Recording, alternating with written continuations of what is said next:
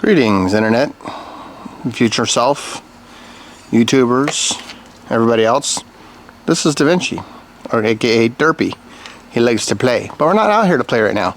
We're going to do something highly unusual on November 29th, 2025, something you don't normally do in Oregon, and that is, well, we're going to harvest lemons, because who'd have thought we'd be harvesting lemons in Oregon at the end of November?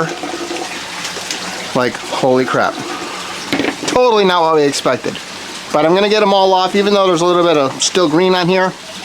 Mainly because it is the very end of the season. The cold frost is coming. So, we're going to get all these inside. They'll finish ripening on the counter. And then we'll have lemons for projects for lemon rinds. Maybe make some lemonade, because there's enough freaking lemons on here, I'll tell you what. If anybody was watching my summer videos, you'll know that I had this tree out in the backyard for most of the summer. Reason why I was just fighting off scale, because scale is incredibly persistent and invasive. And as soon as the weather started to get cooler, since I had gotten the scale pretty well under control by then, and it still looks very well. I don't see any new scale on any of these leaves, which is good. So everything's quite a bit healthier than it was. But it gave us an abundance of lemons, which is wonderful. I don't want to say it's unexpected, but it kind of was. So, all right, I'm going to leave a few of these on the tree. There's not many left. That's actually a hell of a haul for lemons in Oregon, you know what I mean? No, you probably don't want to know what I mean unless you're from here. Anyways, tons of lemons. Oh, the other thing I got to do.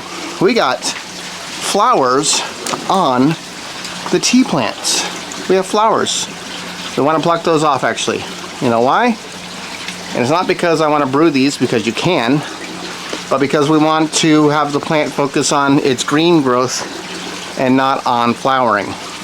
Although flowering leads to a seed, which leads to, well, I mean, it leads to a fruit, which leads to seeds. But we don't want that right now. Right now, these plants are still under, not quarantine, but rescue mode. So we're trying to get the best growth we can get out of these tea plants right now. So that's where those are at. I'm going to disconnect the camera from the tripod now, so we can go freestyle. There's nothing like my wobbly self doing freestyle with the camera. All right, while we're out here, let's grab this tomato. You know, it's a pretty red tomato. That's not doing too bad. And I got another big one down here. We're gonna get this one down. We'll take that one inside. The green one, hey, whatever, we'll take the green one inside too. There's a lot more green tomatoes on here still, all over the place. I'm not too focused on that. If we lose them, we lose them. Because really this is more about seeing what the plant would do this year. Again, this is just a singular tomato plant all throughout here. The micro roots did go through the root pouch. I had to move my turmeric plant that I had in here over to the other bed. We'll show you that in a moment. But yeah, just because I had to clean out some of the roots that have gone through the root pouch, which is not unexpected, but kind of what I was testing in the first place. So, beyond that, here's the one beautiful turmeric plant doing well. There's our other turmeric plant that's been transplanted. We got lots of little seedlings coming up. This is things like radishes, broccoli, just the seedling mix that I had. And then the sage is doing well. And then everybody fears mint, which is always hilarious, but my chocolate mint has died back for the year and is putting on its new growth now. So I'll look forward to what I get next year. I've pulled out the baby chocolate mints in this bed just to help keep the mint in this bed.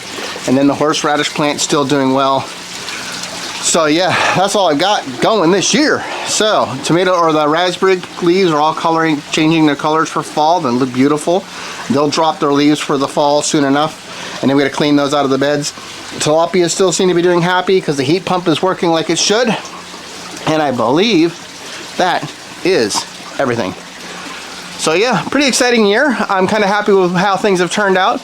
All the leaves have dropped off of almost all the leaves have dropped off the hazelnut tree. So I got to get that tied up and pruned before spring.